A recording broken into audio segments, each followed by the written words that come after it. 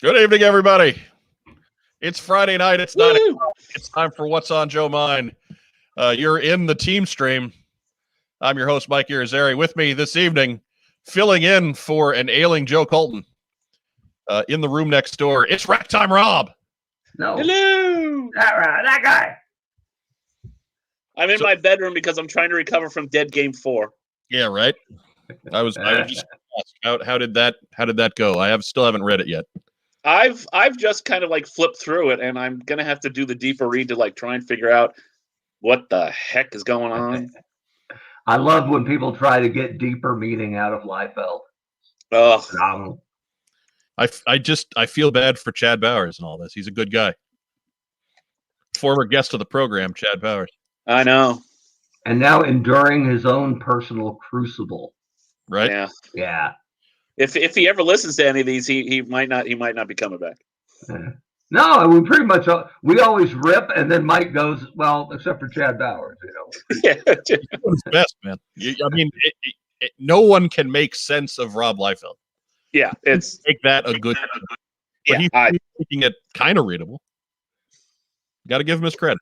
He's doing a fine job. He deserves another shot with a decent creative team. That's what I used to say when I get like an item count or 3 or 4 for the year. You can only cook with the groceries you're given, man. So right, and he's making some serious chicken salad. That's it. Make chili, baby. Yep. And also with us live from Bend, Oregon. Yeah, baby. The original What's on Joe Mind Lava Bear. It's Mark Weber. Lava Bear! I even went by the old stomping grounds to get a picture of my soccer trophy. Lava Bears! And they said, yeah, the school's still locked down. You can contact Mr. Norby and schedule a tour. And I'm like, I was going to say, don't you know who I am? But I was actually staring at the wall. It's a brand new entry, and they have a distinguished alumni wall, which is pretty cool, right? Kind of garbage, though. I looked at it. Did you make it? No. I mean, What's on Joe Mind host didn't put you over the top? Nah, I didn't recognize anybody on there except Ryan Longwell, future NFL Hall of Famer and damn good kicker. So good for you, Ryan. He's the man anyway. Because that long line of kickers waiting to get into the Hall of Fame. Just say it. If you look at his numbers, he was goddamn ridiculous. So yeah, look, he's a real good kicker. I'm not taking away, but I'm just saying, kickers. You'll be waiting a little while. It's all right. You know what? If it hurts his heart, he can just console himself by lying on that giant mountain of money. Exactly. So yeah, exactly. I got nothing but love for Ryan Longwell. Hall of Fame. Hey, Mark, I can send you, a picture of the high school marching band trophy. So because I can get in the building because I work there. Oh, you got access. Well, I know the password is Shane Knapp, my old buddy who's assistant coach on the varsity soccer team. I would know what the varsity soccer team looks like, but he can get a snap of that for me. So coming soon. All I'm saying is this sounds an awful lot like a conspiracy headed by the evil one himself, Tim. Yeah, he moved away before high school. So I really don't know what happened to him, but I don't know if he had that kind of pull then, but he might now. So we better watch it. Right. You know, pretty much. Right. 2 words: Steve Buscemi from Billy Madison. All I'm saying. Putting lipstick on, baby. Boy, my God, I called that guy. I don't know if that's impressive that he remembers that or that he knows Ben that well. But yeah, Long's Drugs isn't Long's Drugs anymore. There's very little that's the same business-wise. So we can't have a detail on this show that Torpedo Mike will not pull out on. He's been with us the whole 10 years. Right. He is the very definition of the What's on Joe Mind superfan. That's outstanding. The spinner was only up through about issue 19, right? When I didn't get the Death of General Flag. Oops. Spoiler. But it was right after that we found out that Pegasus Books downtown, which is still open, had not just subscriptions, so you could have a pull box and be guaranteed the issue every week, but they had back issues, right? I'd never been in a comic shop before that had rows of long boxes, and you could buy older stuff. So The spinner rack was done by the time we found Pegasus books. You poor redneck children. It's a small town, man. Like, So, but I'll never forget the happy moment when the comic book shop that was on the other end of town moved a block away. Oh, that's perfect. Couldn't beat the Incredible Pulp. Is that what it's called? What it was Yeah. called. Yes. That's outstanding. It's not there anymore. Oh, well, then it's not as good as Pegasus books. No. Just saying. No. But it was the guy who owned it, Larry, was always real good to us. But he sold it so he could pay his way into the police academy. So was he the guy that made all the sound effects? No, he was not. No. He was not. Was he Tackleberry? Was he real tall? No, he was physically. He was probably closer to Sweet Chuck. Okay. He was a little guy, but he had like his head looked like Clutch from the '82 figure. He had that beard, always well trimmed. He was like a life-size Clutch. All right. So they already had the cop beard going. That's good. That's right. Oh yeah. That's important in the late '80s. That's a big. Oh yeah. My brother Especially on Long Island. My brother retired from the force in New Jersey in like 2013, maybe, and he's still rocking the cop mustache. He's grandfathered in, I guess, into regular society. I'm telling you, if he hadn't done it first, I'd probably be doing it now, because a push broom, redheaded mustache, there's some power in there, man. It's like Jim Gordon. Yeah, pretty much. Commissioner Mike. It'll do. By the way, not that the show is ever better when one of the three regular hosts is absent, but not only do we get Oli, so it's still Horseman, but Boys Night Out, baby! Woo! Woo! What are we going to do different now that it's all guys? I don't know. Welcome to Yankee Talk. Oh, now we're talking. I mean, we can't do too much different because I'm already not wearing pants. So Who's your favorite 1993 Yankee? I say Bob Guerin. Or Bernie, probably, right? Baby Bernie? that's too easy of an answer. Gerald? I like Gerald Williams. I can't believe they never gave him a shot at left field. We know Bernie Williams is your favorite Yankee from 1993. Yeah, I suppose. You got to have an oddball favorite. Was Leyritz a rookie that year? I loved Leyritz. He was around. I loved Leyritz. I believe Mattingly was still around. I mean, come on. Oh, that's true. Poor Mattingly. He was the corpse of Don Mattingly. Yeah, but he was still better than those yahoos, Mike Blowers and Alvaro Espinoza. And God, He still had enough. He still had enough in the tank to throw them into the playoffs in '95. That's it. Clay Parker. Oh my God. Ooh. Charlie Hudson. Nah, he was gone by then, but he sucked too. That whole team was just good God. Well, I mean, there were no Cecilio Guante, but no. Melito Perez. Yeah. Well, 93. I mean, they had just signed Boggs. They just made the trade for Paul O'Neill, and they just signed Jimmy Key. I like Jimmy Key. He doesn't get enough credit. I was mad they traded him for Wells. Never liked Wells. yeah, but his arm fell off, so yeah, it's true. like it's not like he went from the Yankees to do great things somewhere else. I guess it was, and the lineage is Key became Wells became Clemens. So I guess we traded up. Yeah. And let's face it, Wells threw a perfect game while there. Well, hungover. Yeah. Yes. Getting fresh from the sauce. Yeah, exactly. Wearing Babe Ruth's undersized little hat, looked like it needed a propeller on it. Like Spanky. Yeah. That man was huge. That's a good point. He is still huge. If ever there was a show where having a large dome should be condoned as not just acceptable, but worthy of respect, I would think it's especially tonight's episode of What's on Joe Mind. Joe Colton's no slouch in the hat department either. So how did the genetics work out between Mike and Rob? Could Rob wear a Mike hat, or would it rattle around? It would rattle around. Rob has a normal. Not by much, though. Rob can buy hats off the rack. I can't do that. I mean, it's on the large sides of normal, but it's normal. Yeah. Okay. I mean, It's I got a big hat, but Bruce Bochy's batting helmet famously could hold a 6-pack of beer. like, yeah, It's ridiculous. I got him.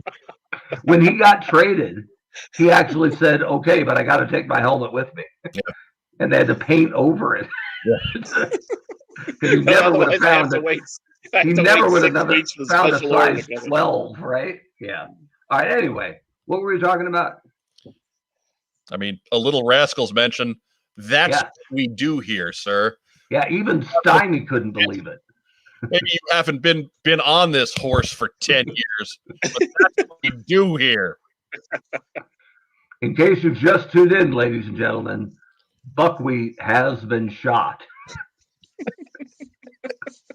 Let's go to the tape. We used to turn to that is a hilarious skit. Such a good bit. turn to news breaks with Ted Baxter from Mary Tyler Moore. Telling me, Hey, Mr. Wheat, yes.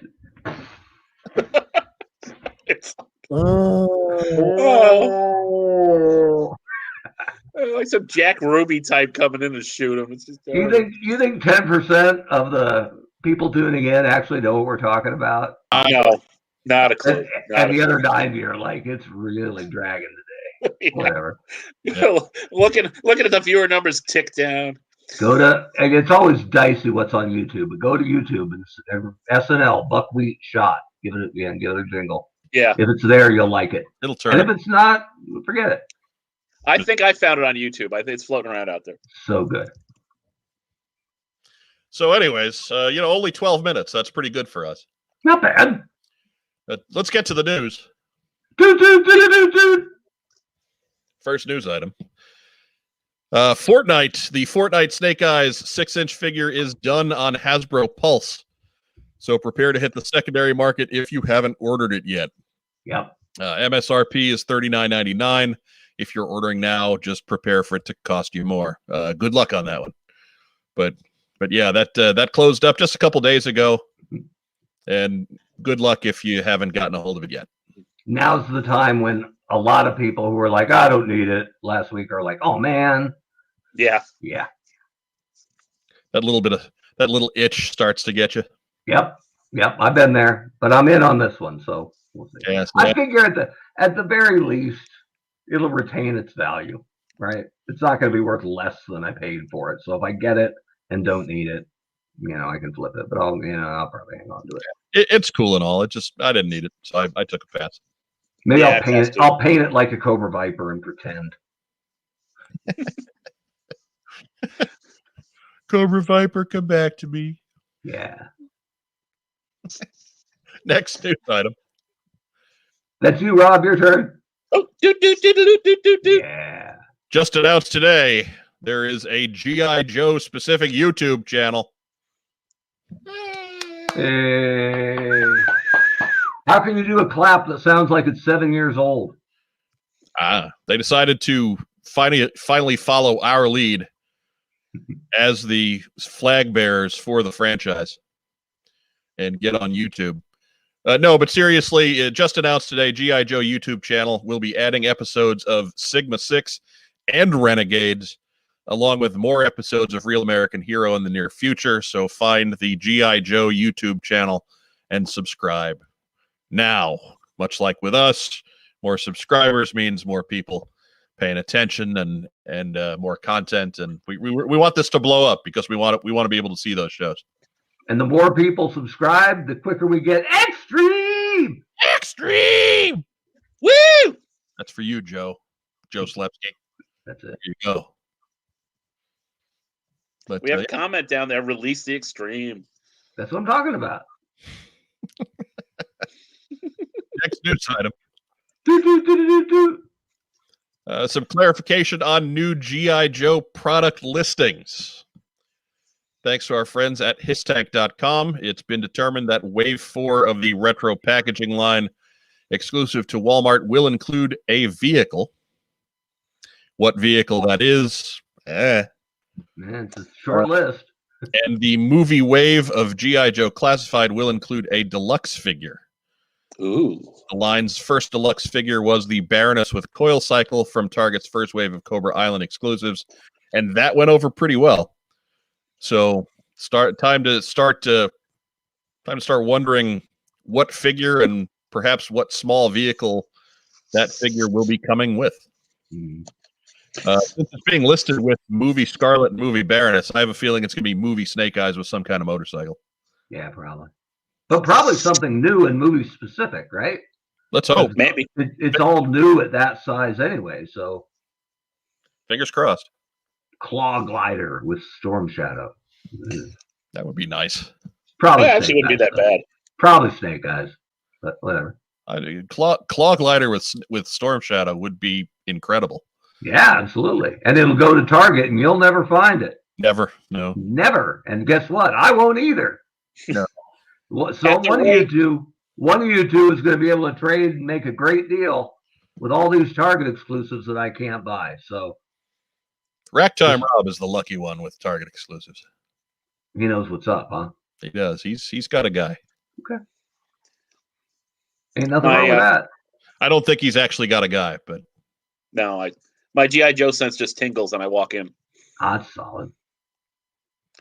Although it does not work at Walmart though. With the amount of retro collection that I've seen at Walmart, that vehicle might as well be an invisible jet.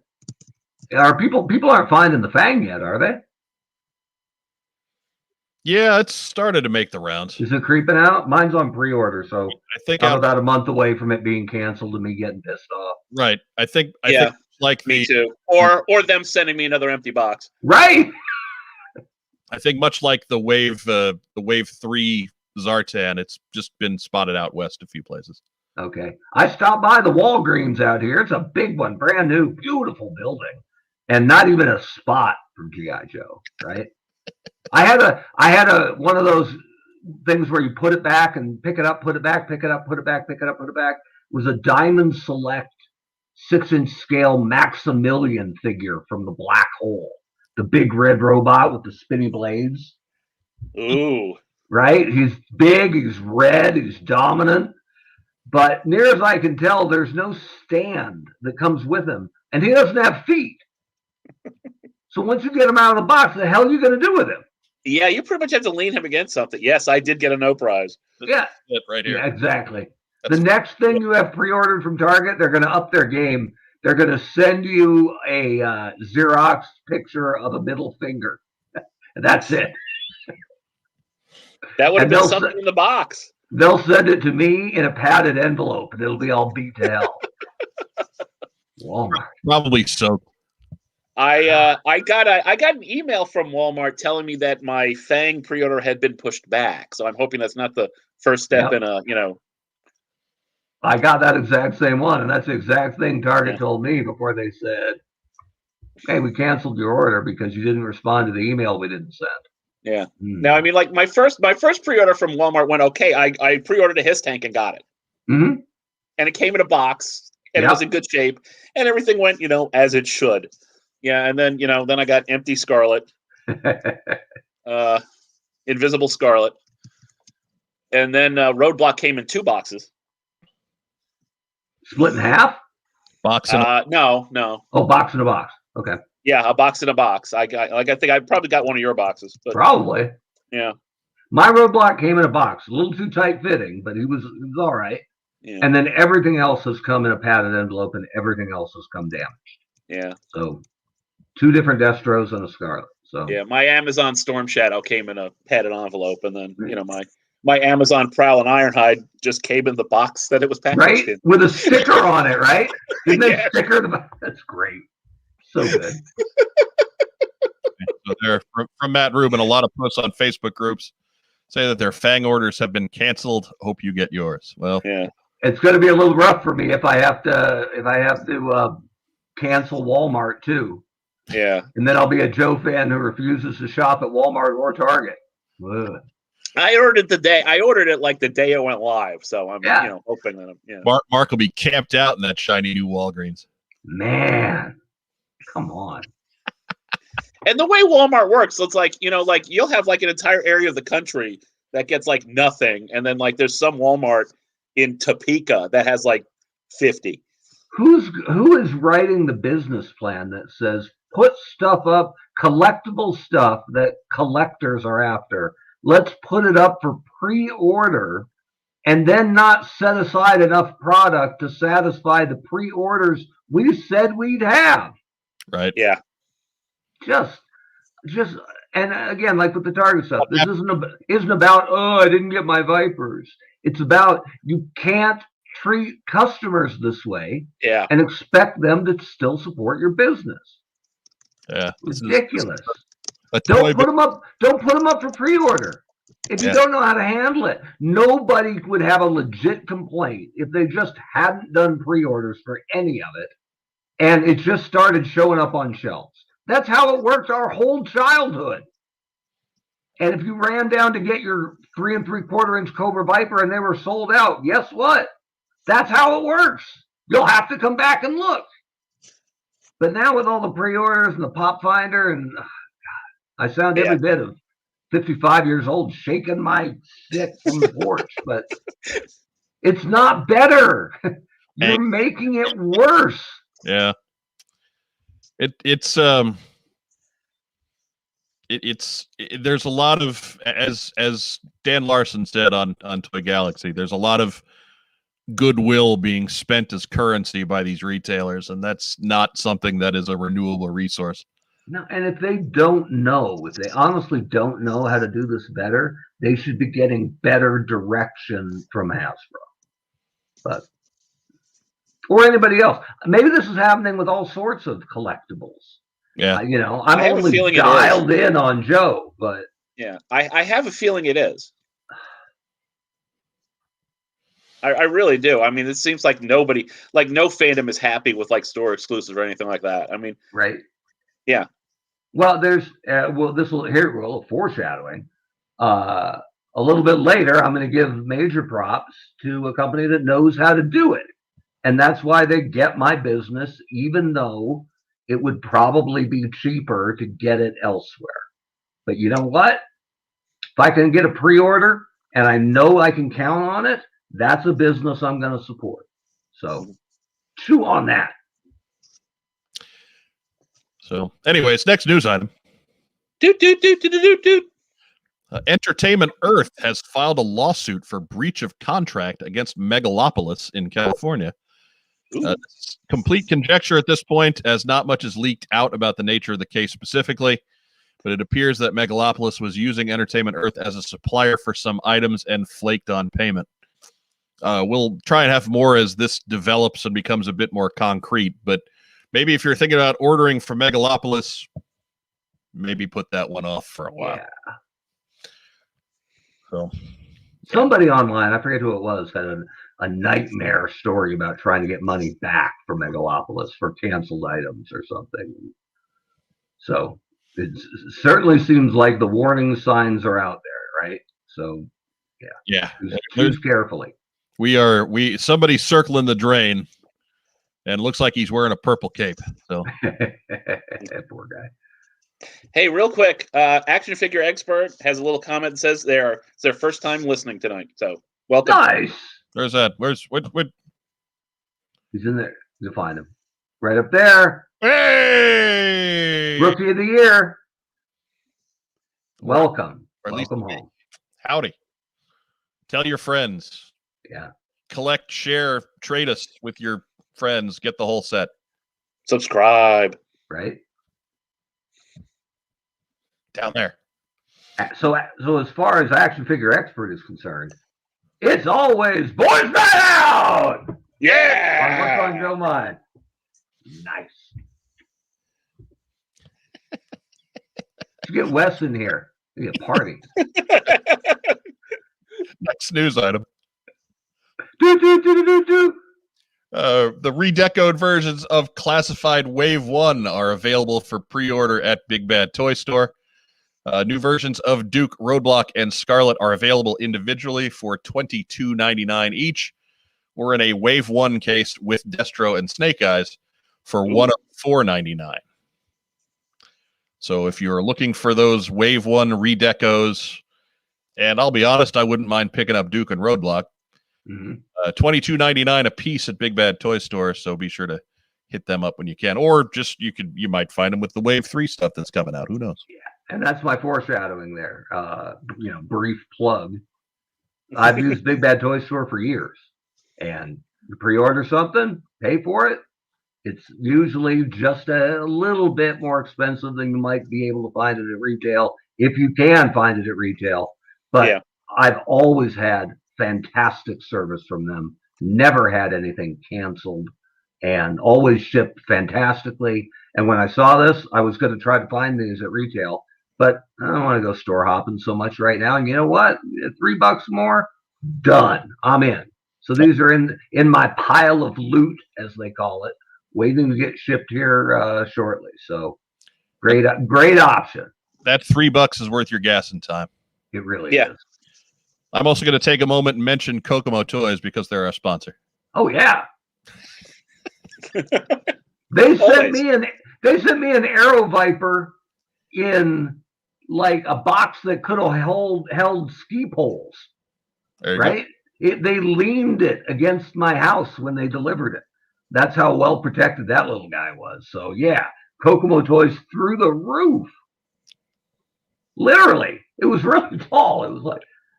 Now he can't say we never do anything nice for him. No. Well, maybe. We love you, Todd. I would go to Kokomo Toys a lot more often, but the commute's a pain. Yeah, it's a bit much, but it hurts. It's not any closer from Oregon than it is from Rhode Island, man. And traffic at Kokomo International Airport is rough. I know, right? Man. It's rough. Anyways, it's basically just a Target painted on the grass and some guy with like a fireman's net, isn't it? I can't go there then because I don't allow myself to go to Target anymore.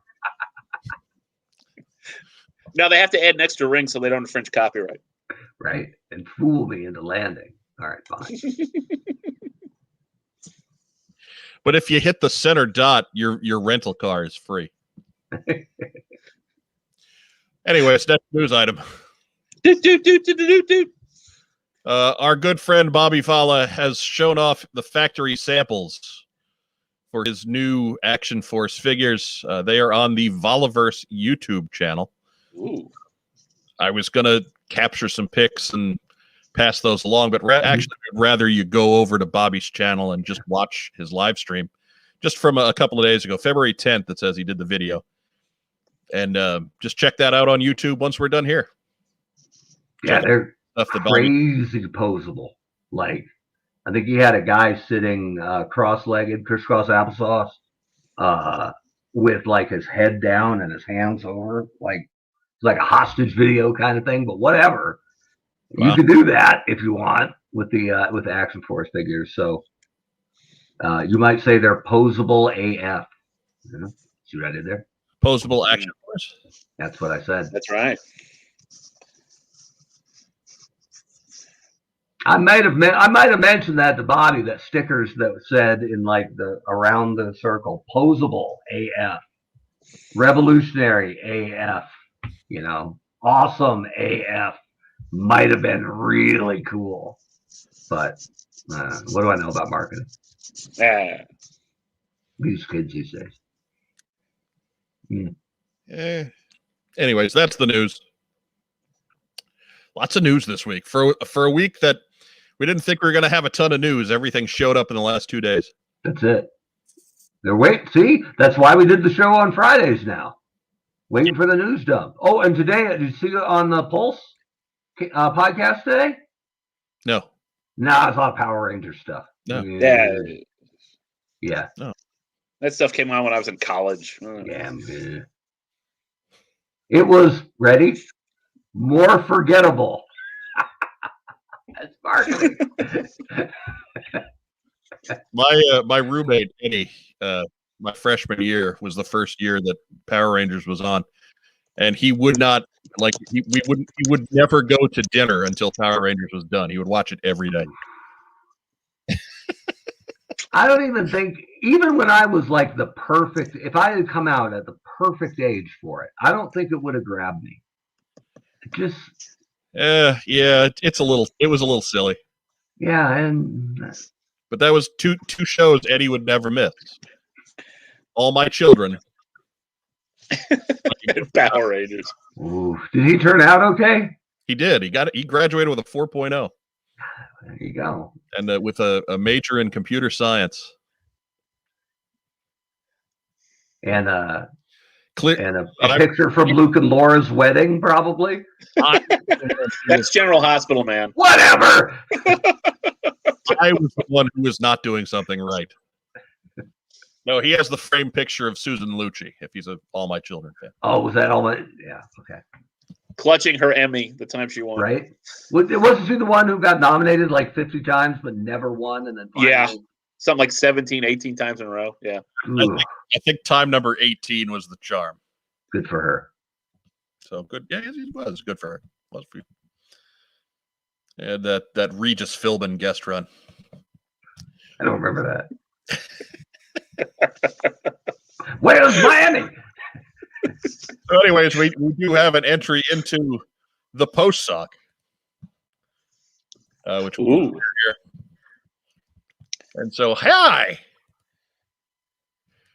Are there popular G.I. Joe characters that you don't care for or even straight up hate? Clint, Lady J, and Shipwreck were fine in the comics. However, their overkill in the cartoons ruined them for me. Thanks. I'm a big fan of the show. I appreciate all that you do for the entire Joe community. That is from Joe S. via email. And so I would say that Shipwreck was not fine in the comics because you never really saw him in the comics. And I wonder why Shipwreck was not well thought. I don't understand. I mean, any character willing to get this person with a side of beef.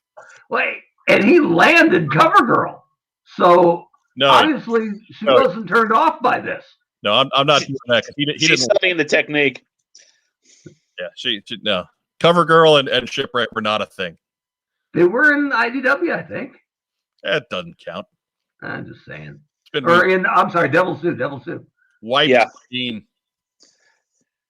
The ironic thing about this is you look at Shipwreck, just getting it done here, right? But he's absolute trash on an electric bolt. Like, the skill does not translate at all. Fair enough.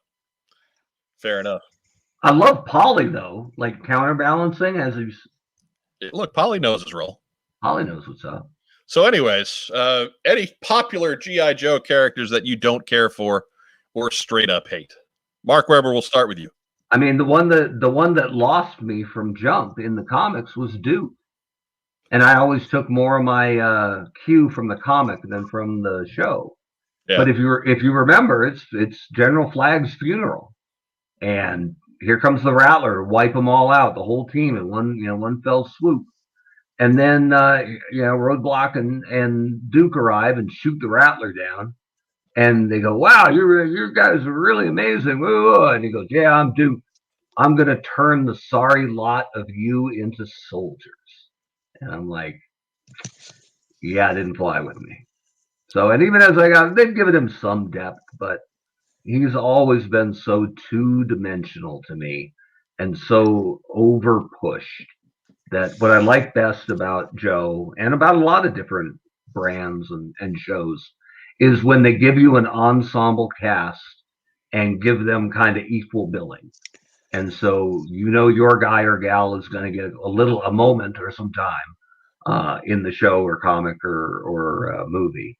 But it has always been so heavily overbalanced to Duke. And as a young Joe fan who had been there since the beginning, I never liked the guys that they were replacing. So when they're like, well, Duke's the leader on the cartoon, I'm like, well, no, Hawk's the leader. And then when Sci-Fi showed up, I'm like, I already got Flash. And I wouldn't have liked Dial Tone one bit. Matter of fact, I'm like, I remember seeing him on the peg and going, communications guy, I got Breaker. I don't need this guy. And I flipped him over from Eugene, Oregon. Oh, well, maybe you can stay. So yeah, Shipwreck, Duke. There's two. And Billy. I don't know if Billy counts as popular. Hated Billy. Always hated Billy. I didn't care when they gave him an eye patch. Still not interesting. Gave him ninja training. Still not interesting. gave him a bionic friggin' leg. Still not interesting. Then they killed him, and I'm like, okay, that's about right. All right. I won't like Zombie Billy either when they bring him back. Time, Rob, your turn. I mean, Duke was kind of short-served in the comics. I didn't mind him on the cartoon, you know. Yeah. I mean, I kind of see why, you know, like they didn't use him on the cartoon because, I mean, let's face it, that first Hawk figure is bland. Yeah, it's true. But yeah, Billy.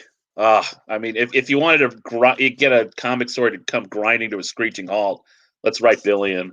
Yep. It's like, oh, he's Cover Commander's son. That's stopped being interesting a long time ago. Okay. Yeah. Billy was a character that was probably good for an arc and maybe two, but I didn't need to see him pull the full ninja. Yeah. Just the whole character arc where he went. I call it the full Dragon Ball, because if you ever watch any of the Dragon Ball shows, whoever they're fighting, just stay tuned, because 10 episodes later they're going to be a good guy. And Billy got that treatment, and so it's just, anyways. Yeah. They could have done, you know, a shorter arc or 2 arcs and the death of Billy at the end of it, right? Yeah. And it happens. Cobra Commander doesn't do it himself, but he is somehow partially responsible for the circumstances that caused his son's death. And it either gives him his first moment of humanity ever, and it'd be a big moment, right? Or it tips him even further over the edge, and now he's maniacally dangerous. So there's the value of that character. But God, he just hung around forever, just making stories bad. Again, Billy had his run, and I love the Marvel run. I love Larry Hama's work, but Billy hung around too long. 6 to 12 issues. That's what we're looking for from Billy. Yeah, not 170. Yeah, I mean they had their chance to get rid of him when Scrap Iron blew him up. I mean, you know, and then let's bring him back. Yeah. I doubt if it was a bunch of calls to that 1-900 number to save Billy. Yeah, no. They wanted him blown up with. They had their chance to Jason Todd him. Jason Todd, yeah, Jason Todd. Billy's real name. Who, you know, should also have stayed dead. But anyway, is he the Red Hood? Is that what happened? Yeah. Yeah. You I see like the color. The fans, though. Fans aren't always right. No, that's true.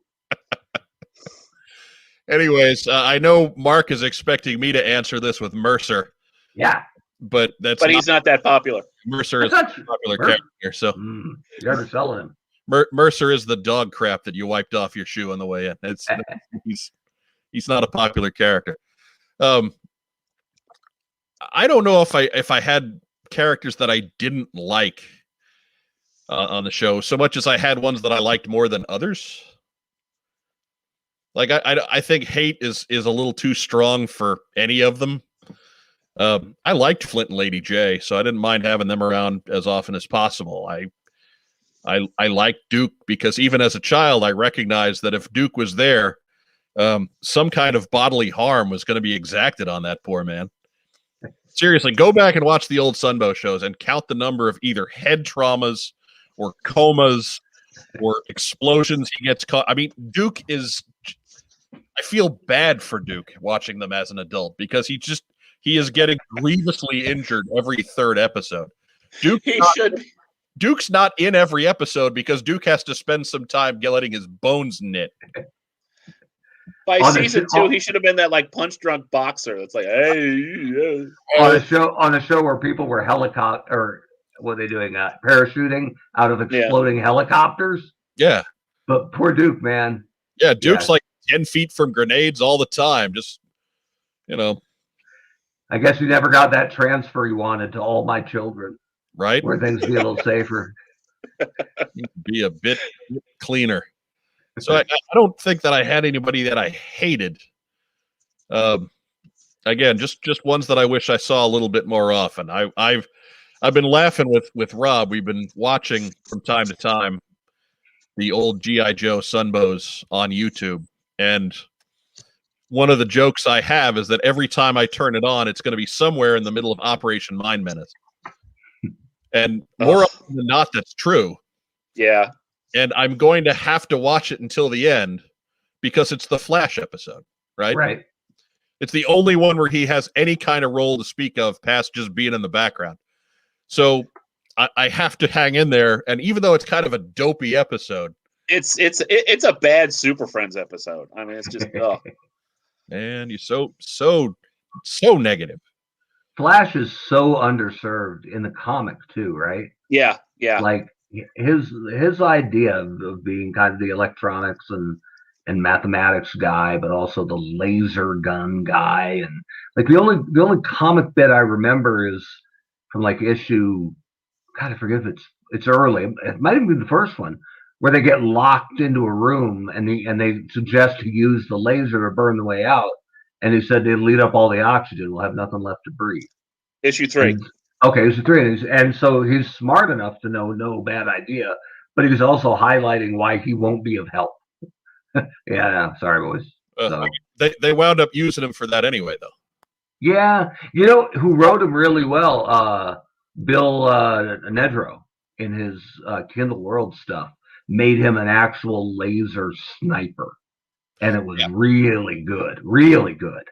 Yeah. So he got Joe so well. I love his work. So, but yeah, Stalker and Snake Eyes were stuck in that armory room with Flash, and they just were like, whatever, we're gonna rack out. You got this. Yeah, exactly. And they're like, I remember they were like, Snake Eyes. Any suggestions? Yeah, nothing. But they were right. Flash had it. Yeah. But Flash was an interesting guy in the comic because whenever he turned up, he was doing something big.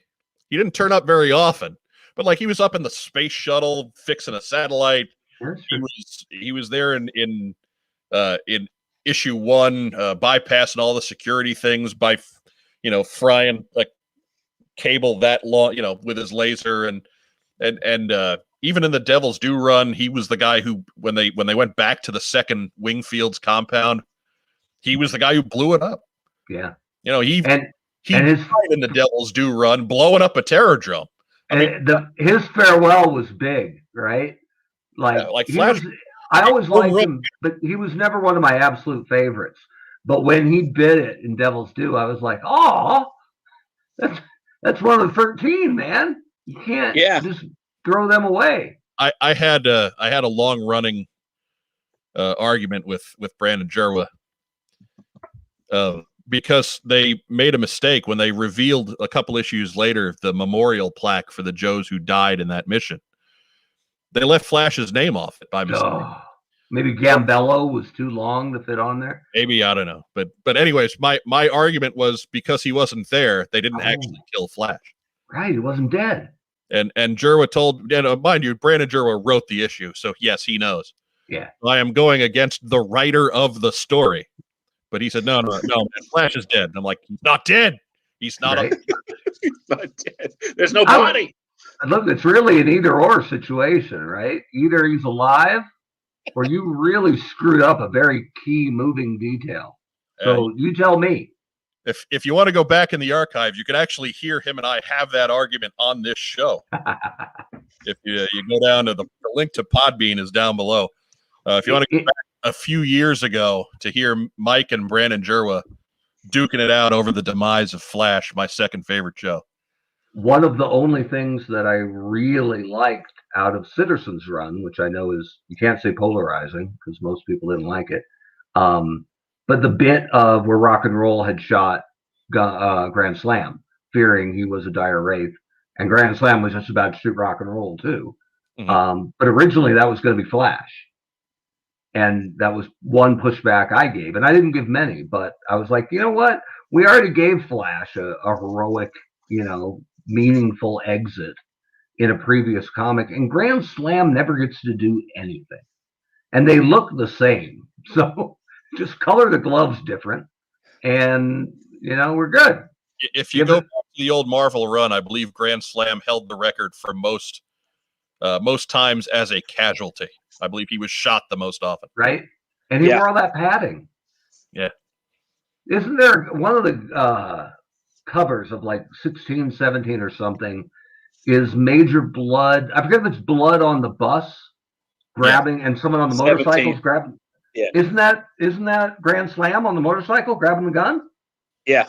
That's his moment. He beats the snot out of Major Blood on that bus. Outstanding. Yeah, like that. That's must Grand have been, son. must have been mad about the Packers or something. Did Tim Roberts get that issue too? No, I got that one. 19's the one I missed, man, and it was the big one, right? Death of Flag. Ugh. And he got Storm Shadow before me. That's the first time I ever saw Storm Shadow. The figure was Tim holding him up across the lunch table and waving him around. That's it for post sock right there. That's all we've got in the post sock. Shipwreck's finally done. I guess. Maybe. Maybe. No, it's been a long time at sea, boys. I guess. Any port in a storm. Yeah. I don't know. I could probably figure out a way to bring him back. Hang on. That's okay. That's all right. I already see him every time I blink. So that's a Les Miserables line. Think I'll drop my anchor in that harbor over there. Yeah. Oh. Master of the house. That's it. One day more. Oh no, here it comes. It's like in triplicate now. Pardon me while I step out of the room to beat someone with that baseball bat. Can you speed it up? I wonder who. It's not working for me. I love the name of the title. The title of the GIF. Shipwreck Beef. That's the dirtiest thing we've ever said on the show. And I was here for it. That's it. See, you know why? Boys Night Out, baby. No rules. It's Thunderdome. No rules. Rule number 1: there are no rules. That's it. So that is going to open up the floor for crowd questions. If you are in the live stream, if you are here tonight, by all means, hit us with a question. This is your time. We got a few minutes. That's outstanding work. So we're going to let you think up a few. We'll give you an update. As of the beginning of the episode tonight, we were at 420 subscribers. 420, baby! Boys Night Out! Woo! Smoke if you got them. That's right. So we were at 420. We actually came down from 421. But I feel it was probably Shipwreck. Right? Somebody left? Actually came down from 421. But was probably Shipwreck. Oh, we're up to 422. Now we're talking. all right. Awesome. Now get off of there because you're. I know. Yeah. 422. We got still a ways to go before we get to 500 and give some stuff away. What we need you guys to continue to do, you've done a great job, obviously, of subscribing yourselves. We need you to take this link and post it places.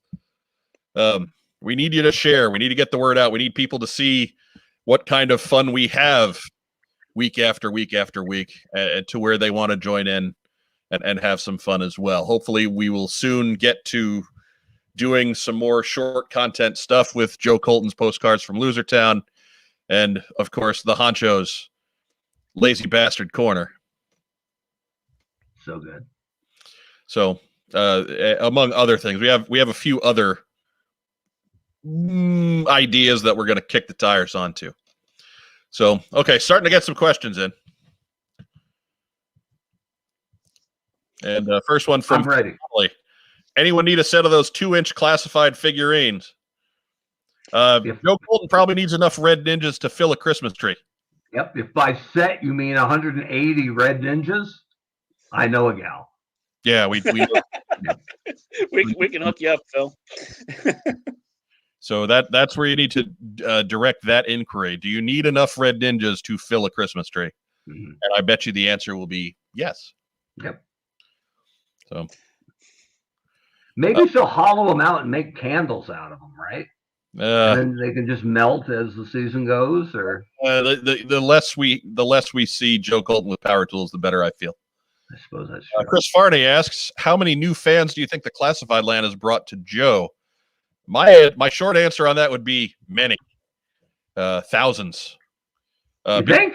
I do, because I think 6 inches became its own line. Like the scale became a line. Like there were collectors out there who were like, yeah, I just G.I. Joe's great and all, but everything I do is in 6 inches now, and they're out of scale. Well, now Right. G.I. Joe's in 6 inches, so they're back on board. So I think the change in scale did a lot towards getting G.I. Joe back into the mainstream, because whether you like 6 inches, whether you like 4 inches, whether you're like 12 inches, 6 inches is where the money is made right now. So I don't think that the scale of the classified line has not hindered it in the least. It's certainly helped. Mark, what do you think? I think it can, and I think I might even go so far to say as it will. But I've been in stores, more than I probably should have been during a pandemic, and I've seen less than 10 classified figures hanging on the shelf to date. So I agree that it has made some new collectors or brought some lapsed collectors back, but it has to be people who are already following or interested in Joe or finding out through whatever toy channels they watch. Because at retail, it's, for at least where I've been, Rhode Island mainly, it's been so hot that there's been absolutely zero chance of attracting the walk-up purchase. And, on some level, you definitely want to err on that side of it when you're relaunching a line. If they had thought too much of it and produced double the numbers, and they were sitting or clogging a little bit, especially with a movie that got bumped a couple months later, it could have been awful for the line. So, give Hasbro credit for erring on the correct side. It's a lot better to have people say, wow, that stuff is hot, we can barely keep it on the shelves, than to say, well, we sold quite a bit, but then it kind of cooled off. So it's the right side of that equation to be on. But I think they're way too far over on that side. I think they left a lot of fruit on the vine, so to speak. And I don't think you'll see the big jump for the brand. And what they should be most focused on is new collectors and young collectors. Not that they're going to float the line, but if you aren't making new and young collectors, then it's just diminishing returns eventually. Now, maybe that's a long spiral down the drain, but it's still a spiral down the drain. So got to have some on shelves, especially when the movie comes out, to get new kids into the brand. And then maybe they'll do that. I'm sure that's the plan. So I hope they embrace the popularity of it a little bit more and get the retailers to dive in a little deeper. Rack time, Rob. I don't know how many new fans it's attracted, just because I don't know how often those new fans actually, like Mark's saying, see the product on the shelf. I mean, when I wander down the aisle, there was a couple of weeks, like around the beginning of the year, I saw a Roadblock. Right. And it was, one of the original Roadblocks. I got lucky when I got Firefly. I got lucky. I happened to go in for, Tide, one day, and said, yeah, I'm at Target here. Let me check out the old, let's check the toy aisle, see if anything popped in. Oh, Firefly. Here, look, there's 4 of them. Okay. But I mean, like those 4 Fireflies, the time I got my Beachhead, like they were like, the whole case must have just been put out, because it looked like there was about like 8 of them.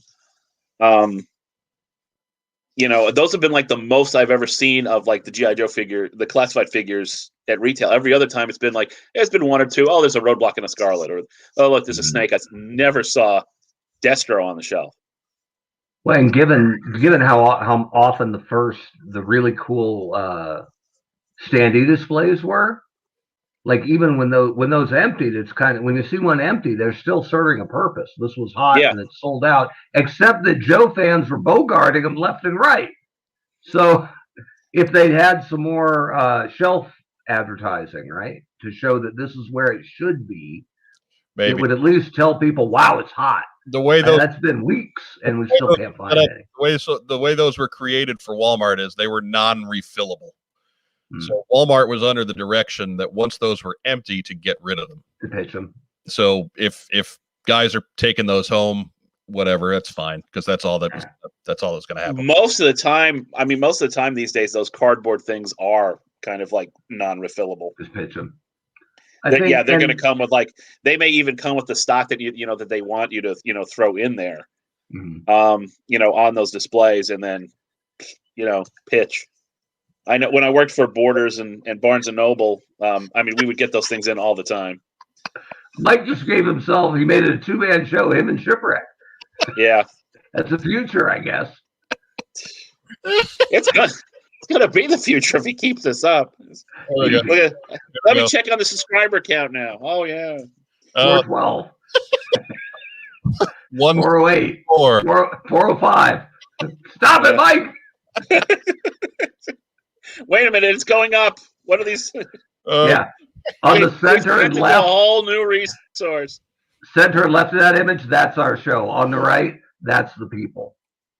All right. So your expert, it's his rookie show, and here he is with a question. So don't haze the rookie too bad. What kind of G.I. Joe collections do you guys have? What do you mainly focus on or want to get? Ragtime Rob, why don't you take this one first? Well, let's see. In terms of the vintage stuff, it's pretty much the vintage stuff I had as a kid. I have a lot of the 25th anniversary, construction era, a lot. And now, I've got, all the I've been lucky enough to get all the classified stuff that I've wanted to this point. So, or, have it on order. Have a lot of the comics, have the full run of trades, if you want to consider that. So. Mark Webb. That's just honky. Let's see. I've been a comic collector almost from the start. I didn't know the comic had come out because, again, Spinner Rack. I think issue 5 was my first. And then I got a couple of the back issues. Took me a while to find number 1. And I think 3 eluded me forever. But I've got a full run of comics. And continue to buy even the ones I don't like. Ragtime Rob probably knows exactly the one I'm talking about. As I've said before on the show, but the Cliff's Note version of it, I collected in a co-collection with a kid who was a year older than me. Actually lived right over there, Eric McGlasson. And one summer he went away for a month, and I did his paper route for him. Paper route paid $40 a month. That's big money in 1986. And he was a year older than me and aging out of it quicker. And he said, "Hey, Webb, how about I don't pay you?" And I went, "I don't like where this is going. I keep the $40 and you keep all the Joes." And this was like 86. We had almost everything to that point. And I'm like, I'm in. Yeah. So sold American. Good. So I think I was in for another 3 years or so and then took a long break. And then when I was in college, I was just out of college, eBay launched. And I started backfilling. So I have a pretty sizable collection, almost all loose, all packed up in the basement, and a very small list of accessories that I'm missing. And they're all the same ones everybody is missing, right? The slaughter baton, somebody's visor, heavy metal's goddamn microphone. I'm missing everything that everybody's missing. And so when I get to check off one of those boxes, it's a good day. For the Weber collection. Hey, it's funny. You said number 5 was your first issue. Yeah. Yeah, mine too. And I ended up co-collecting with a kid 2 years younger than me. Oh, there you go. Yeah. What happened eventually? Did you guys split it up back to whoever it belonged to, or? Well, basically, since it was Mike, it was just, Oh, fair enough.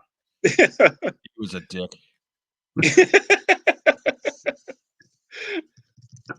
As far as what I collect right now, I'm just picking and choosing classified, which makes it sound a lot more selective than it is. I'm getting most of them. Just some of the very variant ones, I'm not terribly interested. Prophet Director Destro, whatever. Regal Cobra Commander, Yeah. Vacation Roadblock. Fortnite Snake Eyes, Yeah. Vacation Roadblock I would have picked up had I seen it one more time, but the other priorities got in the way first. Anyways, and when I can find one that's affordable, I'll buy an 86 Beachhead. And that's about it. I'm actively collecting right this second. Mike, if you found, what's the highest price you would pay for an 86 Beachhead with all his stuff, loose, no file card, with a broken crotch? Oh, wow. No, broken crotch it takes a lot of the value out of it. Because is that a deal? Is it a deal breaker or like it? Kind of like it would have to be a really good one besides. I guess you could get him and use the accessories for some of your better beachheads. Yeah, or even the other parts for some of the better ones. But right. But that waist piece is, if you're going to break down the value of that figure, that waist piece is easily the most valuable piece. What would you pay for a loose beachhead, figure only, good shape, broken crotch? Or do you not need that? I wouldn't necessarily need it. I can say I wouldn't go double digits on it. Yeah, if right. Selling me one for $5, $6, $8, I might do that. You Frankenstein them together, like if that guy had really good knees, would you buy him and swap the legs out on an existing guy, crotch intact? It would have to be a really minty one. Otherwise, I'm not going to put that kind of effort into it. Yeah, I see it. Hey, here's a question: who's the lazy bastard now? Huh? Yeah. Hey, it's my thing, man. Back off. It's gimmick infringement. It's one of, like I tell everybody, if I'm going to spend my own money on Beach Party 86, which you can find on our Instagram feed, Instagram link below. If I'm going to spend money on Beach Party 86, it's going to be a whole figure. I don't like buying broken figures. I want him to have his thumbs. I want him to have his waist piece. Cracked elbows, I can fudge a little bit on because that's less egregious. If somebody is giving me one that's broken up and busted up, then he's going in the collection because that's right. No question. And that's happened. I had a fan send one in that had a broken waist piece. He's part of Beach Party 86. He's fan entrant. So those are accepted from outside. If you have one that you just can't seem to get rid of, I'm your Huckleberry. Aren't there some terrible colored Fun School beachheads? There is a red one out there that's really rare. Does he fit? Is he part of the party? He wouldn't be part of Beach Party 86, no. So he's Rudolph, basically, but right? He would be part of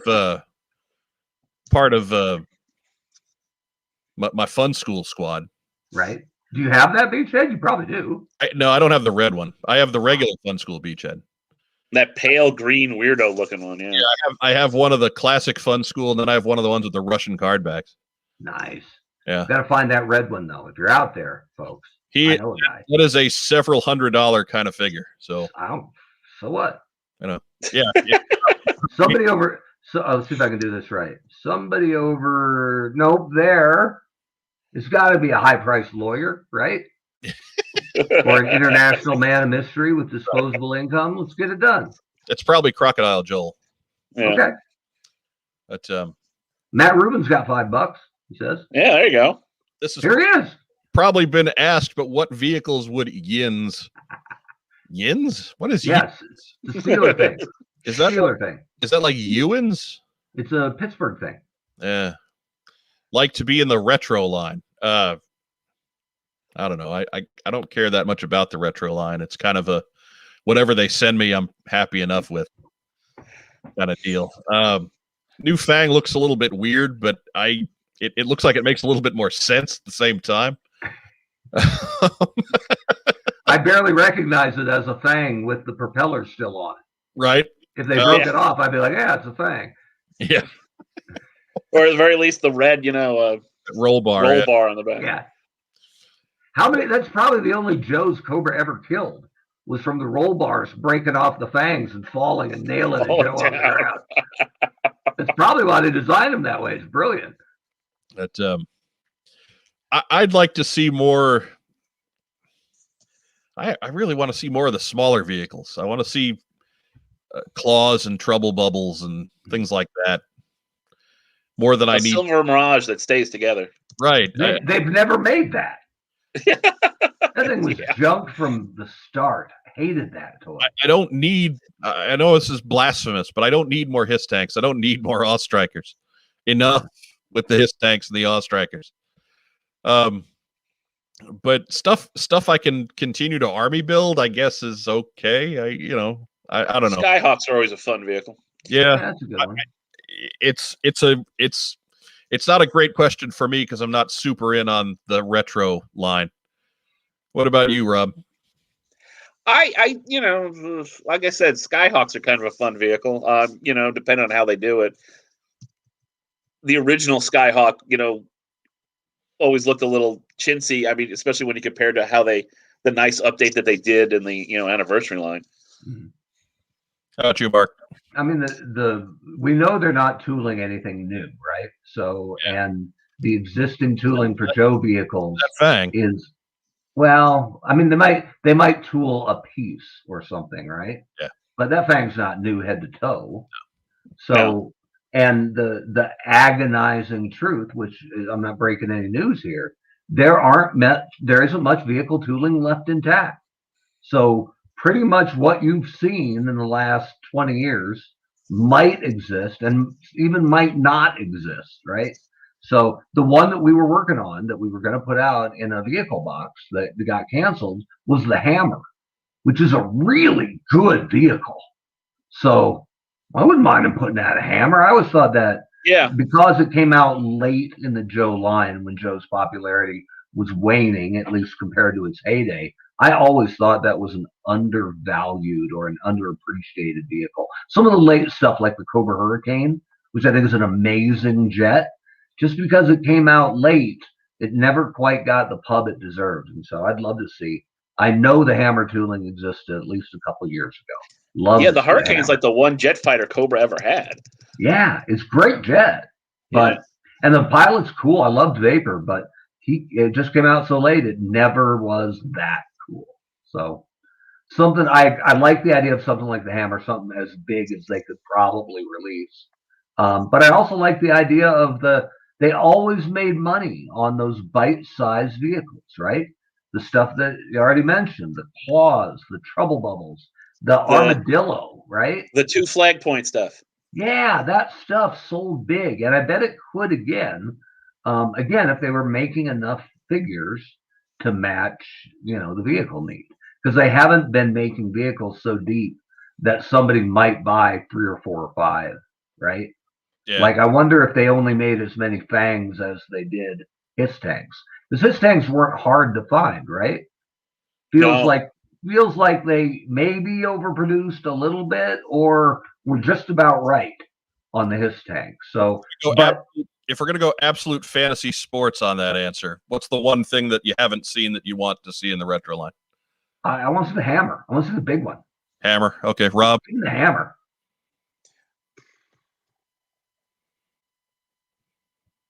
Yeah, we are, because we do need a Joe vehicle out of that because we just had a Cobra.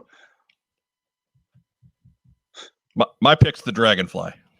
Yeah, and that exists. They have that tooling, or they did a couple years ago. So it's not a bad call. What would it run now? You think 40? Yeah, probably. 35? You know what? It was good size. So yeah. If that got us a new good Wild Bill, that'd be pretty outstanding, right? Has Wild Bill ever had, since his beginning, has he ever had a great figure? I don't know. Not really. I don't know. I didn't mind the old ones from the vintage line. I like the original Bill. I think the original Bill's great. I thought the second Wild Bill wasn't bad either. He got underdone in the construction because they gave him that P head.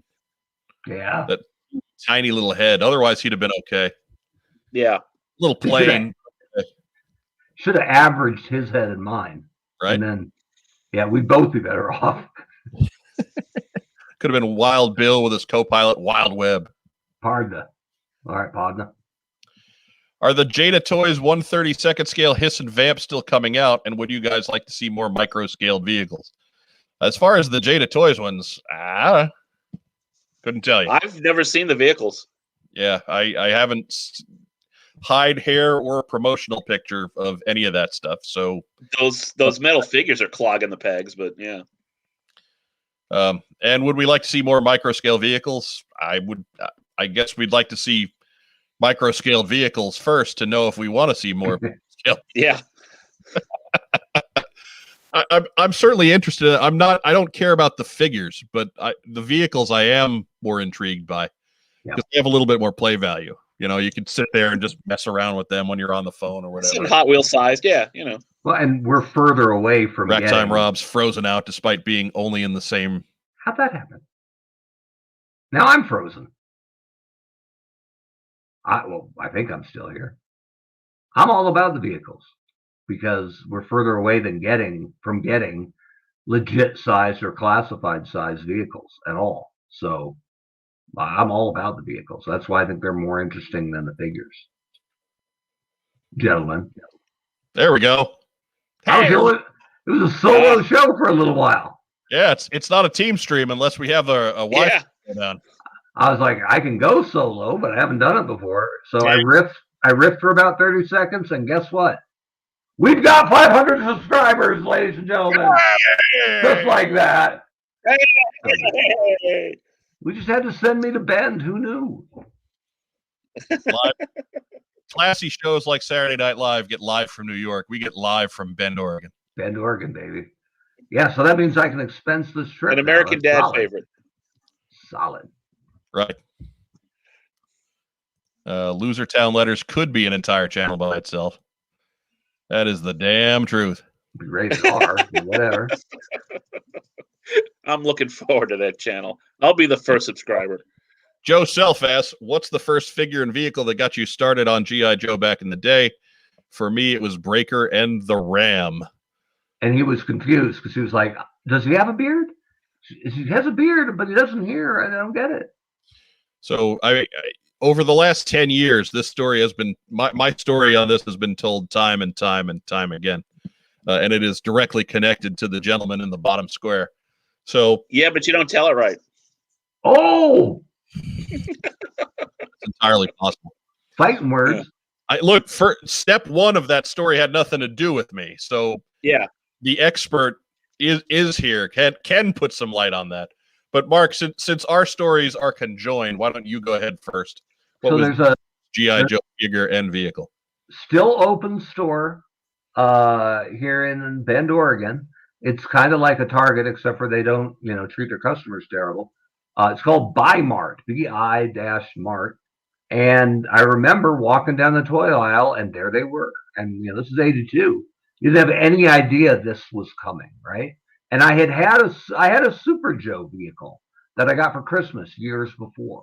So it was that big orange pontoon boat plane thing that was a 12-inch scale vehicle that they just repainted and redecorated and gave to Super Joe, who was an 8-inch scale figure. So he would sit like driving up here in it. It was terrible.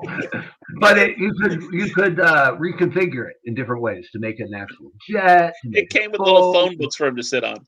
It didn't quite work, but it was a cool vehicle. I bet it was crazy for the 12-inch guys years before. But anyway, so I kind of knew the Joe thing. I had some Super Joe, but Super Joe didn't last long. And I saw him right there on the peg, a whole bunch. And I just thought they were so awesome. I was a Star Wars kid to that point, right? And I saw the articulation and went, I'm so done with Star Wars right now. And remember, that's when you're waiting 3 years between movies with no content. Yeah.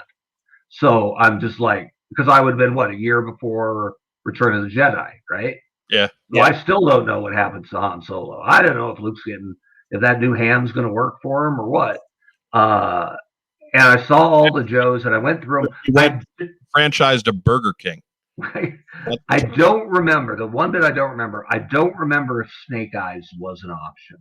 Because I find it hard to believe that I would have seen Snake Eyes being brand new to all of them at once and not picked him.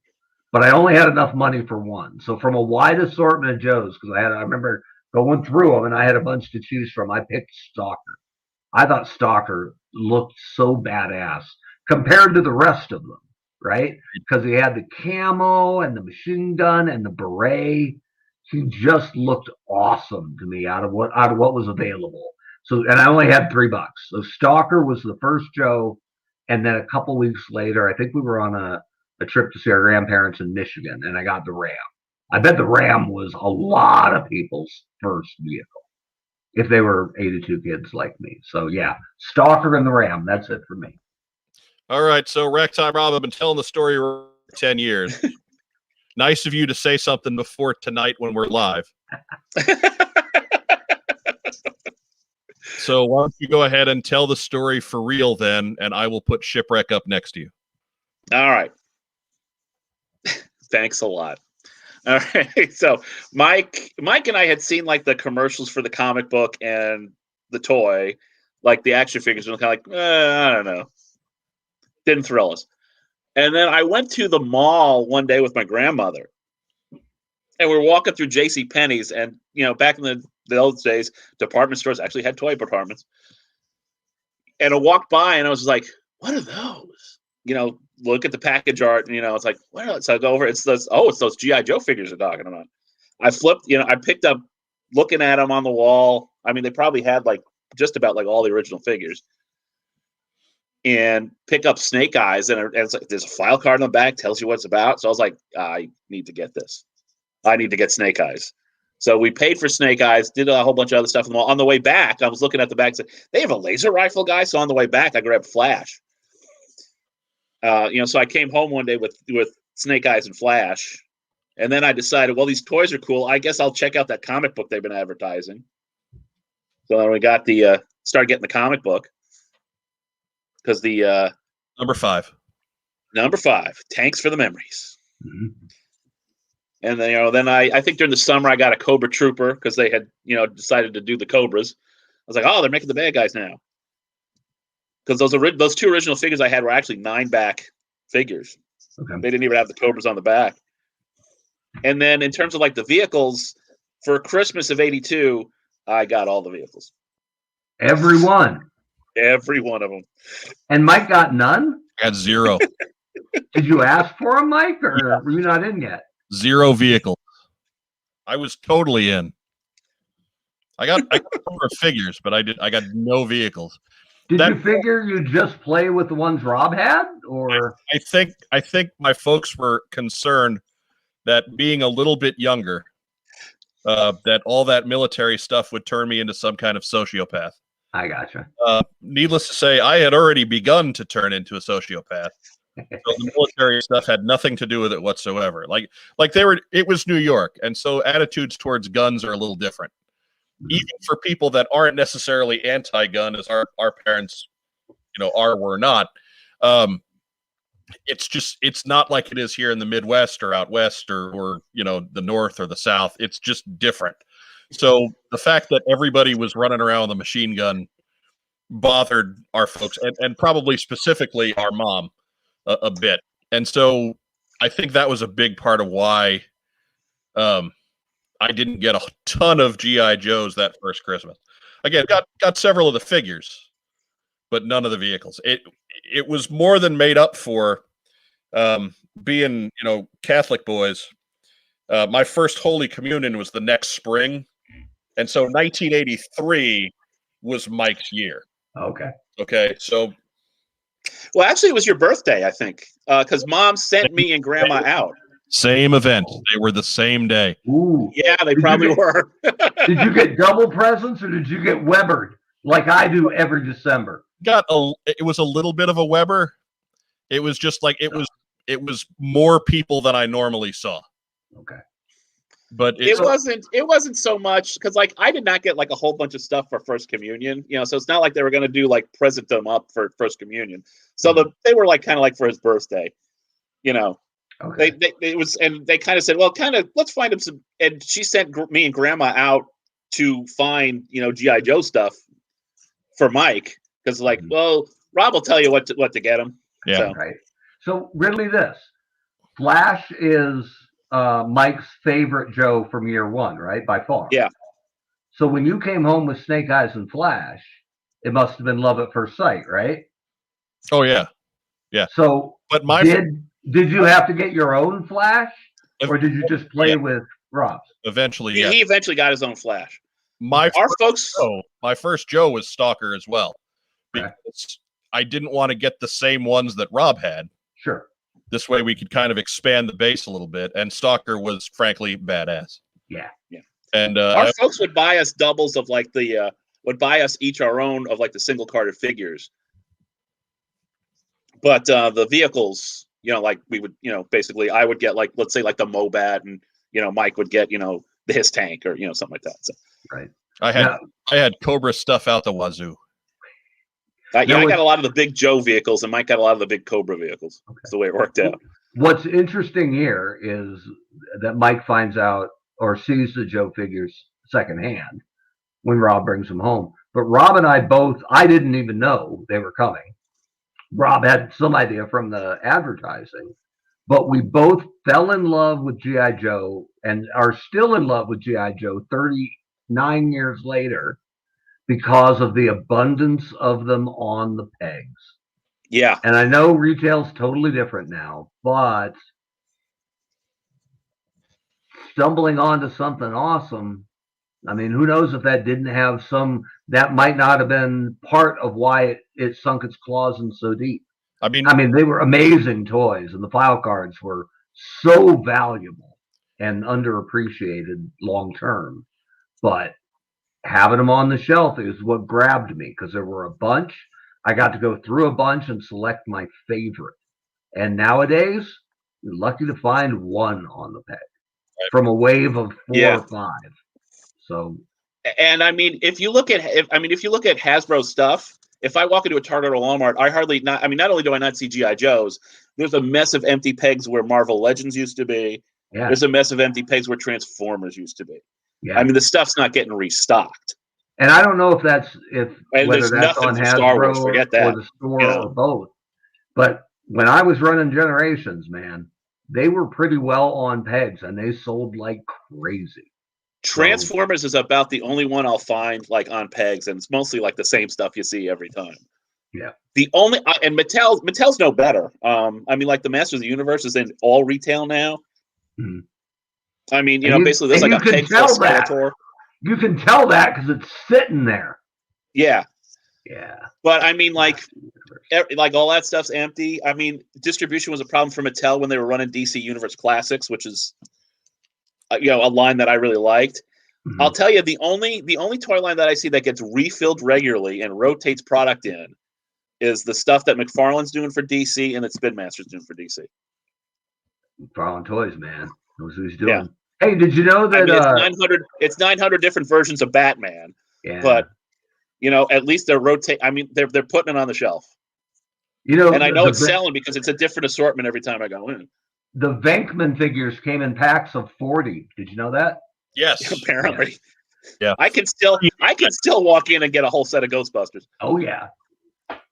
And for our new friend, action figure expert, Beach Party 86 is the code name given to my collection of version 1 Beachheads. You can see pictures on our Instagram account, which you can get to through the links down in the description. And he nicknamed you P. What up, P? What up? What up, P? Although, Mike, technically, isn't our first Joe Bullet Man? I guess technically, but that's a whole other story. I'm not going back and recounting that now. Tough guy. So that brings us to what does that bring it to? What we got in? Webb, you've been traveling this week. You got anything this week? Well, I almost got a Maximilian figure in, but he didn't have a stand, and that's a thing. That's a robot that hovers. So if you're not going to give him a stand, I would have bought it if it had a stand. $15, it's a good looking figure, big red robot with spinny claws. I'm in, but there's no stand. So as cool as you think he looks great in the back. He's leaning on something or laying on his front or back on your desk, or you got to buy a stand for him, right? So, nah. So, yeah, didn't get that in. I got two things in, and they're clothing. Would you like a fashion show? Of course you would. So, right here we have the debut of the hey, snazzy baseball swag. My side hustle that launches this Tuesday. And where can everybody find that, Mark Weber? You can't. It's a limited run of 2. No. Where can everybody find Eternal Baseball? Oh, well, that's easy. Go to www.eternalbaseball.com. It's a sim featuring the greatest we built the best teams ever for every franchise. That's 30 major league franchises plus the returning Montreal Expos and the brand new Birmingham Knights, which is comprised of the best players in Negro League history. And tomorrow on eternalbaseball.com and on our Facebook and Twitter feeds, we're going to unveil the logo for the Birmingham Knights, and it's sensational. I can't wait to show it off tomorrow. So anyway, that's the side hustle, but opening day is Tuesday the 16th, so coming up. And then I stopped by. People are always around at Ben going, hey, look, it's the last Blockbuster, right? Because it is. But I'm all, nah, brah. That's the second Pacific Video, baby. Because that's what it was when I opened it up. But I stopped by there, and for our friend Adam Riches, who's a huge Blockbuster fan, we got the old... Get closer to the screen. Blockbuster and chill. There you go. So we're sending one out to Adam Riches by request, and my old friend Keisha. I got them some Blockbuster shirts. So that's what I got in this week. Oh, and I got in a new appreciation for Kansas City Royals fans. Yeah. About as much appreciation as appreciation as a good Yankee fan should. Yeah, and I was happy when they won their last World Series, but I was still pulling for the Mets. I was like, I hate the Royals. Screw those guys. I was happy enough for them because finally they would stop whining. You're wrong about that, apparently, but okay. I was, but yeah, because they immediately went back in the tank. Now they're probably just complaining that the 2016 team isn't as good as the 1985 team. Maybe they can get Frank White and Willie Wilson to come back out. Yeah, and Biancalana. Always, buddy Biancalana. How much does owning a successful rib joint figure into the stats on Eternal Baseball? I'll ask Bob Hamlin, and we'll find out. Bob Hamlin. That's how much does eating at rib joints figure in.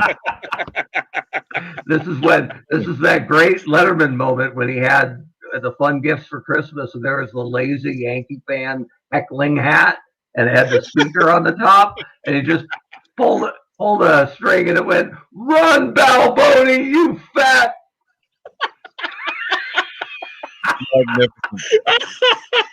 So good. Balboni. Steve Bam Bam Balboni. Or was it Bye Bye Balboni? Bye Balboni. Oh. Bye Balboni. The guy he could have to make room for Don Mattingly. Yeah. I think that's trading up. Yeah, yeah. What you get in this week? Well, this came in last week. Oh. I like how you're holding it like it's dirty. Yeah. Right? Like, oh. And this came this week. Nice. 278. I don't know what's happened to Paul's book. It vanished. I believe this coming Wednesday. I think it's actually supposed to be that Castle. Was it Castle Fall special or something? Oh yes, I think it got back a little bit. But yes, I believe this coming week is Castle Fall. Anything else? No, nothing. Yeah, nothing Joe related. That doesn't matter. Well, I got I got the 86 Studio Series Hot Rod from Hasbro Pulse. There you go. See, people want to know. People want to know more. Yeah. And then Marvel Legends Firestar from Entertainment Earth. Redhead. Yep. Ginger. Yeah. Gotta dig up the Iceman I bought a long time ago and put them both next to Spidey. Right? They're super Yeah. friends. Yeah. Come on, man. That cartoon's terrible, but I love it. It is awful. But it's awful. She comes with Miss Lion, right? Yes, she comes with the puppy. Comes with the dog. Yes. It's like comic head and cartoon head, so yeah. I got nothing this week, so we'll move on to shout-outs. Mark Weber, why don't you kick things off live from Bend, Oregon? I'd like to shout out to all my new friends from the Kansas City Royals and Montreal Expo fan bases. Got to know them a little bit better this week. To my mom, Nola Weber, who's put me up at the Weber estate here on Diamond Road. Appreciate that. The fine folks at Dandy's Drive-In Burgers, one of the only places left from when I was here, which did a good job taking care of us today. To Ken and Debbie Tischer, who opened the first Pacific Video here, which hired me as a high school sophomore, and has now turned into the last blockbuster on earth. And Matt Rubin was asking about it. And yeah, it is open. It's the last one, and they still do really good rental business here. So I stopped by and ran around and just took a look, but Ken wasn't in, and there's nobody there that I know, so I didn't knock or ask any questions. I just bought my t-shirts and made my way out. But that's it for the Bend portion of it. We do always give a shout out to our boy Jamie Sullivan, who's recovering. So we want to send him our best and hope things turn around for him soon. Yeah, I want to throw another one on the top of the COVID wish there. Joe artist Brian Shearer also came down with COVID-19. So he does not appear to be having as bad a time of it as Jamie Sullivan does. We hope that stays that way, and a quick and full recovery for Brian from COVID-19 as well. What else you got, Mark? That's it. That's my list. All right. Rob, shout out. All right. What are you doing? Hang on. Quick shout out to Joe author Larry Hama. Nice. He's got a new Iron Fist book from Marvel, going back to his roots there. Pretty good first issue. I recommend. Will we be hearing anything about it on the next Rack Time? Well, it depends. How much do you want to stick with Joe? I might mention it though. It's like he forgets the notes that I give him. No, I think here's my suggestion: start with Dead Game, then Iron Fist as the palate cleanser, and then you can do the Snow Job issue. Yeah. Shout out to, let's say, frontline workers and everybody who's trying to desperately keep us safe and get us vaccinated. Good call. Yeah, including Dad and Sharon, who got their first shots, this week and last. So nice. Yeah, I think Dad just went. What was it? Wednesday. He got his first dose. Yeah. And then Sharon was beginning of the week. So yeah, they're on their way. They're on their way to being able to do the drive-through at Burger King again. Yeah. It sucks when somebody in the house is high risk, because then everybody's got to be careful and walk on eggshells, and nobody can do even the least bit of anything.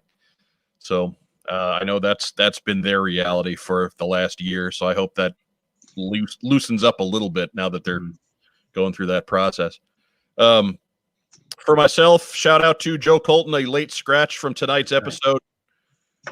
Just not feeling well, so we let her go, and we brought in the unsung fourth man of the What's on Joe Mine team, Rack Time Rob. Oli. Shout out to The Rock, Oli Anderson. There ain't nothing wrong with being the fourth wheel, right? Because you need four wheels to truly get moving. Unless you're one of those Peugeots. Or the Ram, ironically. or the Silver Mirage, which clearly didn't. No, that doesn't run. It didn't run No. with wheels, so it must have needed a fourth. Your Silver Mirage fell apart too, right? Oh yeah, It was a garbage vehicle. and it looked so cool. Yeah, and But as soon as you put a Joe on it, it's like the handlebars would always pop off, missiles always fall off, sidecar flying off somewhere. And it was such a betrayal because the vehicles to that point had all been sturdy and solid and dependable, and the Silver Oh yeah, Mirage went right back. garbage. Went right back to the Ram. Ugh. With snap-on, stay-on accessories. Yeah. Snap on, fall off sidecar. The Manta stayed together better than that motorcycle. I just got a replacement Manta a couple weeks ago. Yeah. Very excited. But shout out to Mark Weber, our venerable host, doing the show anyway, despite being on his mini vacation in Bend, Oregon. I gotta say, man, West Coast, baby. We could go another 4 hours. What do you say? Well, where you are, it's like 4 p.m. So yeah, So good. And football here, man. Football's like first kickoff at 10 a.m. Right? So good. I'm barely getting out of bed at 10 a.m. on Saturday. Screw that. Sunday night football can go to overtime and you still get to bed by like that is 10 o'clock. nice. I mean, come baseball playoffs. I mean, in particular, I mean that's got to be heaven. Oh, West Coast, I'm telling you, baby. Like there ain't nothing like it. Not having to be up until like 1:30 to see what should be a 9-inning ball game. Right.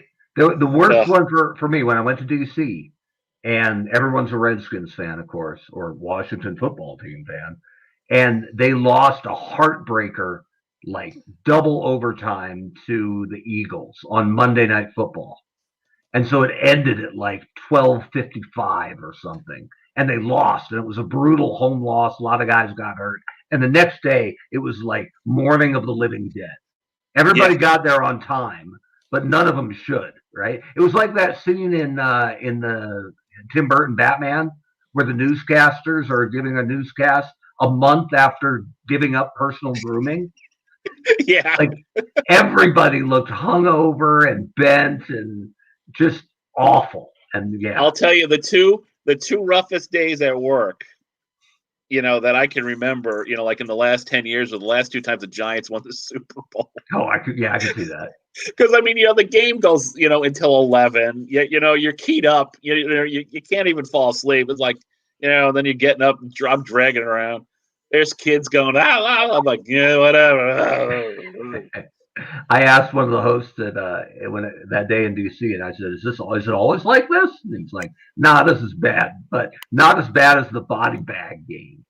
And I guess there was some game against the Eagles, and I forget if it was Buddy Ryan's Eagles or recently, but they knocked out all 3 quarterbacks. And at the end, the Redskins were just snapping to the running back because he ran the wishbone in college. So they were just snapping at him, and he was just running as far out and trying to get out of bounds before they got him too. Yeah. Because if you've knocked out all 3 quarterbacks, and now they're snapping to the running back, and we're the defense feasting on them, don't you want to see who's 5th string? Oh, right? I remember 87 NFC Championship game. The Giants chased Jay Schrader around the field so bad he collapsed on the sideline. He passed out. So anyways, moving on. Shout out. Yeah. Jay Schrader. Hope you feeling better. He got better since 1987. Joe Colton, Rob for filling in, Mark Weber, Jamie Sullivan and Brian Shear get well soon. Posthumous shout out to our grandma Whisker, who's come up a number of times on this episode tonight. The secret key to us building G.I. Joe collections as children. That's solid. Oh yeah. Many a trip to Roosevelt Field to pick up figures. Yeah, like she never learned how to drive, so one of us used to go with her on the bus to run her errands, and that always turned into taking our allowance along and picking up a Joe. So secret key, with her. If she were with us, she would be 106 on March 1st. So, anyways, a happy Valentine's Day to everybody coming up. A couple days away on the 14th. And of course, we're winding it up, so we're going to go into our normal preachy message here. Vaccinations have started, but don't be dumb. Even if you've been vaccinated, you can still pass this on to other people. So please, if you're going to go out, mask up, maintain 6 feet social distance, and be considerate of others who may not have been as fortunate as to have been vaccinated to this point. Just because you're in the clear doesn't really give you an excuse to be dumb and jeopardize others' safety. So please, maintain the proper CDC guidelines and just interpersonal decorum, and please be safe until we get further and further away from this. The longer we remain vigilant and follow the rules to keep everyone safe, the sooner it will be that everyone is safe. So that's all we got on that. I don't want to beat that dead horse again this week. You guys know where we stand on all that stuff. But for my co-host, Racktime Rob, and the original Lava Bear, Mark the Honcho Weber, I'm Mike Irizarry. Thanks for tuning in to the TeamStream tonight. We'll be back next Friday at 9. Possible Joe Colton sighting. Rest of the evening. Yo, Joe. Be safe. Don't be traveling all over the place. Or to Ben. Oh, wait. Give a shout out to Amos Otis, Willie Wilson.